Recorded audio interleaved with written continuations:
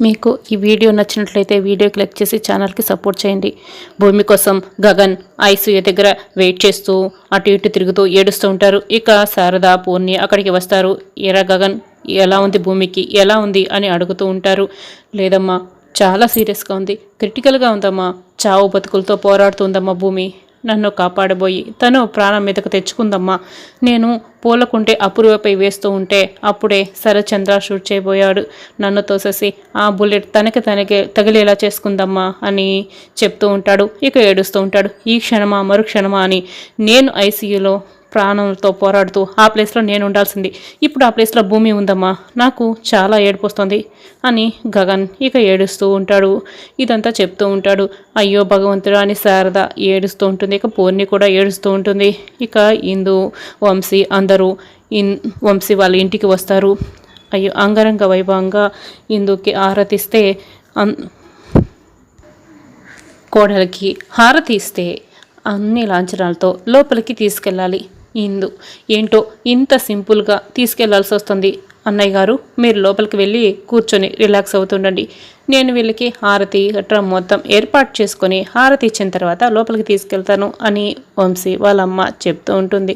పర్వాలేదు, అప్పటి వరకు మేము కూడా ఇక్కడే ఉంటాము అని కృష్ణప్రసాద్ మీరా అంటూ ఉంటారు. ఇక వంశీ అప్పుడే ఇందు చేతిని గట్టిగా పట్టుకొని ఇందుతో పర్సనల్గా మాట్లాడాలి, ముచ్చట్లు పెట్టుకోవాలి అని, అయ్యో మామయ్య గారు, అత్తయ్య గారు, మీరు కూడా మాతో పాటే లోపలికి ఎంట్రీ ఇస్తే మాకు స్పెషల్ ఎంట్రీ ఏముంటుంది, మీరు వెళ్ళి లోపలికి వెళ్ళి కూర్చోండి అని అంటూ ఉంటాడు. మీరాకి ఇక అర్థమవుతుంది, వాళ్ళకి స్పెషల్ ఎంట్రీ కావాలంటండి, పదండి మనం లోపలికి వెళ్ళిపోదాం అని అంటూ ఉంటుంది. ఇక లోపలికి కృష్ణప్రసాద్ వాళ్ళు వెళ్ళిపోతారు. అప్పుడే వంశీ ఇక ఇందు చేతిని చిన్నగా టచ్ చేస్తూ ఇక ఇందు వైపే చూస్తూ ఉంటాడు. అదంతా ఇందు వాళ్ళ నాన్న గమనిస్తూ ఇంకా అదంతా వంశీ వాళ్ళ నాన్న గమనిస్తూ, రే ఏంట్రా నువ్వు అని అరుస్తూ ఉంటాడు. నానా, నువ్వు కూడా ఇక్కడ వెయిట్ చేయడం ఎందుకు, లోపలికి వెళ్ళినానా అని వంశీ చెప్తూ ఉంటాడు.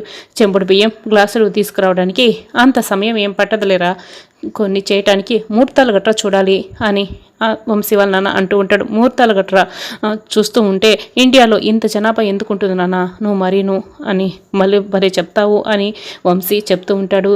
అప్పుడే హారతి ఇస్తారు. ఇక కుడికాలు లోపల పెట్టి ఇద్దరు లోపలికి వస్తారు. మేము ఇస్తామన్న కట్న కానుకలు ఇంకా ఇవ్వలేదు మీరు అని వంశీ వాళ్ళ అమ్మ అడుగుతూ ఉంటుంది. అయ్యో తప్పకుండా ఇచ్చేస్తారు, మా అన్నయ్య చెప్పాడు కదా అని మీరా అంటూ ఉంటుంది. మా కోడలు అది తీసుకొస్తుంది ఇది తీసుకొస్తుందని నేను చాలా గొప్పలు చెప్పుకున్నాను అని వంశీ వాళ్ళమ్మ చెప్తూ ఉంటుంది. ఏంటి ఇద్దరు భలే మాట్లాడుకుంటున్నారు అని కృష్ణప్రసాద్ ఇక అడుగుతూ ఉంటాడు. అప్పుడే ఇక ఒక్కడున్న ఒక ఆవిడ ఇది చెప్తూ ఉంటుంది. ఇంకేముంది, ఈరోజు జరగబోవాల్సిన తంతు గురించే మాట్లాడుకుంటూ ఉంటారు అని చెప్తూ ఉంటుంది. అవును కదా, ఈరోజు అదొకటి ఉంది కదా, ఆ ఏర్పాట్లు చూడండి వదిన గారు అని మీరా అంటూ ఉంటుంది. వంశీ, ఏమండి మీరు లోపలికి రండి, నేను కాఫీ తీసుకొస్తాను అని వంశీ వాళ్ళమ్మ అంటూ ఉంటుంది. ఇక ముగ్గురు లోపలికి వెళ్తారు. వాళ్ళు ఇవ్వవలసిన కట్న కానుకలు ఇచ్చే వరకు మీ ఫస్ట్ నైట్ గట్రా ఏమీ జరగవు, నువ్వు తొందరపడకు అని వంశీ వాళ్ళమ్మ అంటూ ఉంటుంది. అయ్యో అదేంటి, అదంటే చాలా కష్టమమ్మా, మీరు అత్తయ్యని మామయ్యని మేనేజ్ చేయడం చాలా కష్టమవుతుంది, వాళ్ళకి ఏం చెప్తారు అని వంశీ అడుగుతూ ఉంటాడు. లేదు, ఫస్ట్ నైట్ జరగాల్సిందే అని పట్టుబడతాడు.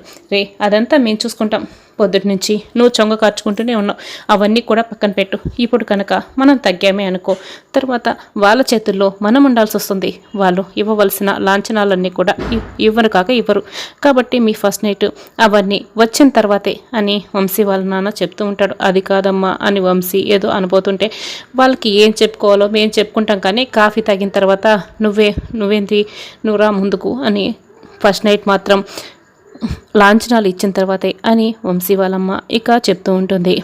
కాఫీ తాగండి అని అందరికీ కాఫీ ఇస్తూ ఉంటుంది. మేము ఇందాకే పూజారి గారితో మాట్లాడాం, పంతులు గారి దగ్గరే ఇద్దరి జాతకాలు కూడా ఉన్నాయి, వీళ్ళ జాతకాలను బట్టి 1 నెల రోజులు ఈ కార్యక్రమాన్ని వాయిదా వేయమని చెప్పారు అని వంశీ వాళ్ళమ్మ అంటుంది. కూర్చున్న కృష్ణప్రసాద్, చరణ్, ఇందు ఇక ఒకసారిగా లేచి నిలబడి ఇదంతా వింటూ షాక్ అవుతుంటారు. 4 నెల రోజుల తర్వాత ఫోన్ చేయమన్నారు, అప్పుడు ముహూర్తం పెడతారట అని వంశీ వాళ్ళమ్మ అంటూ ఉంటుంది. ఏంటి ఇంత పెద్ద అబద్ధమా, 1 నెల రోజులు పోస్ట్ పోన్ చేస్తారా, వీళ్ళ అన్యాయాన్ని అడ్డుకునే వాళ్ళే లేరా అని వంశీ ఇక మనసులో అనుకుంటుంటాడు. అప్పుడే పంతులు గారు ఉన్నారండి, అమ్మయ్య అందరూ ఇక్కడే ఉన్నారే అని ఆయన వస్తూ ఉంటాడు. ఉన్నాడు, దేవుడు ఉన్నాడు అంటూ వంశీ చాలా సంతోషపడతాడు. పంతులు గారు మనం తర్వాత మాట్లాడుకుందాం అని వంశీ వాళ్ళమ్మ చెప్తూ ఉంటుంది.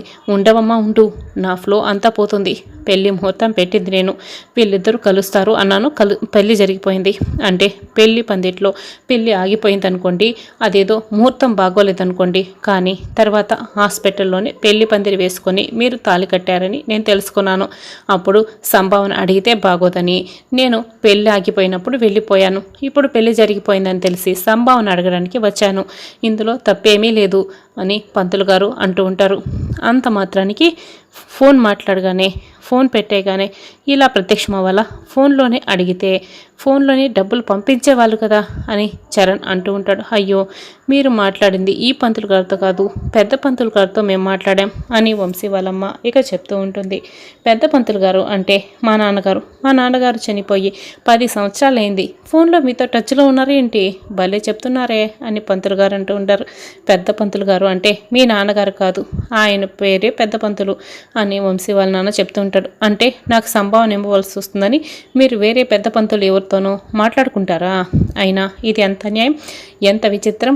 తరతరాలుగా మీ వంశపు వాళ్ళు మా వంశపు వాళ్ళతోనే ముహూర్తాలు పెట్టించుకుంటూ అన్నీ చేసుకుంటూ వస్తున్నారు. ఇప్పుడు సంభావన ఇవ్వాల్సి వస్తుందని ఇలా ఉన్నట్లుండి పంతుల్ని మార్చేస్తారా? ఇది చాలా అన్యాయం అని పంతులు అడుగుతూ ఉంటాడు. పంతులు గారు మీ సంభావన ఎంతో చెప్పండి, 5,000 10,000 నేను ఇచ్చేస్తాను అని కృష్ణప్రసాద్ అంటూ ఉంటాడు. 5 10 అని అతను చెప్పబోతూ ఉంటాడు. 20,000 తీసుకోండి అని కృష్ణప్రసాద్ 20,000ని ఆయన చేతిలో పెడతాడు. అబ్బా, ఈయన మంచివారంటే మంచి మనసున్నవారు.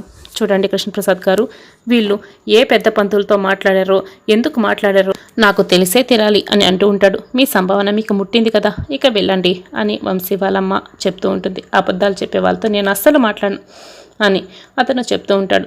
ఏం లేదు పంతులు గారు, ఇప్పుడు పిల్లలకి పెళ్ళిళ్ళయింది కదా, పెళ్ళయింది, ముహూర్తం పెట్టడానికి వాళ్ళు శాంతి ముహూర్తం గురించి అడిగారు. ఈ నెలంతా మంచిది కాదని చెప్పారట అని కృష్ణప్రసాద్ అంటూ ఉంటాడు. వాళ్ళు పెద్ద పంతులు గారు దొంగ పంతులు, ఈ నెల దివ్యమైన ముహూర్తాలు ఉన్నాయి, ఇప్పుడే చూసి చెప్తానునండి అని అతను చూస్తూ ఉంటాడు.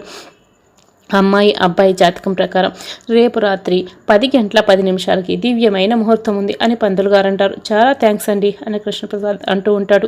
ఇక వంశీ వాళ్ళమ్మ నాన్న ఇద్దరు కూడా బాగా టెన్షన్ పడతారు. అలా ముహూర్తం పెట్టి పంతులు గారు వెళ్ళిపోతారు. ఇక శరత్చంద్ర డాక్టర్ని తీసుకొని వస్తారు. డాక్టర్ మీరు చెప్పిన డాక్టర్ని తీసుకొచ్చేసాను అని చెప్తూ ఉంటాడు. ఎలాగైనా సరే భూమిని కాపాడండి అని గగన్ శారద ఇద్దరు అడుగుతూ ఉంటారు. అవును డాక్టర్ గారు, నా కూతుర్ని కాపాడండి అని శరత్చంద్ర కూడా ఇక దండం పెట్టి అడుగుతూ ఉంటాడు. ముందు నన్ను చూడనివ్వండి, నా ప్రయత్నం నేను తప్పకుండా చేస్తాను అని డాక్టర్ ఇక లోపలికి వెళ్తాడు. ట్రీట్మెంట్ మొదలు పెడతారు.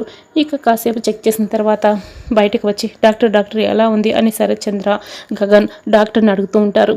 సారీ అండి, క్షమించండి, నేను ఈ ఆపరేషన్ చేయలేను అని అంటూ ఉంటాడు. అదేంటి డాక్టర్ గారు, మీరే అలా మాట్లాడితే ఎలా? నా కూతుర్ని బతికించండి, ఆపరేషన్ చేయండి అని శరత్చంద్ర గగన్ ఇద్దరు చెప్తూ ఉంటారు. చూడండి, నేను ఆపరేషన్ చేయమంటే చేస్తాను, కానీ బుల్లెట్ హార్ట్కి చాలా దగ్గరగా ప్లేస్ అయి ఉండదు.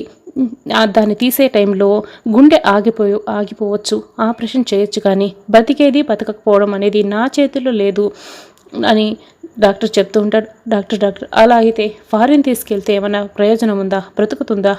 నాకు భూమి కావాలి అని గగన్ ఇక అడుగుతూ ఏడుస్తూ ఉంటాడు. చూడండి, మీరు ఎక్కడికి తీసుకెళ్ళినా కూడా చెప్పేది ఇదే అని డాక్టర్ అంటూ ఉంటాడు. ఇక ఆలస్యం అయ్యే కొద్దికి తన పరిస్థితి చాలా సీరియస్ అవుతుంది అని డాక్టర్ అంటూ ఉంటాడు. నా కూతుర్ని బ్రతికించండి డాక్టర్, బ్రతికించండి అని శరత్చంద్ర ఇక ఏడుస్తూ అడుగుతూ ఉంటాడు. చూడండి, నేను ఆపరేషన్ అయితే చేస్తాను, మిగతాదంతా ఆ దేవుడి చేతిలోనే ఉంది అని డాక్టర్ మళ్ళీ లోపలికి వస్తారు. ఆపరేషన్ థియేటర్లోకి వస్తారు. ఇక రే గగన్, భూమికి ఏం కాదురా అని గగన్ని ఏడవద్దని శారద చెప్తూ ఉంటుంది. డాక్టర్ కాపాడుతాడు, దేవుడు కూడా కాపాడుతాడు రా అని శారద ఇక గగన్కి ధైర్యం చెప్తూ ఉంటుంది.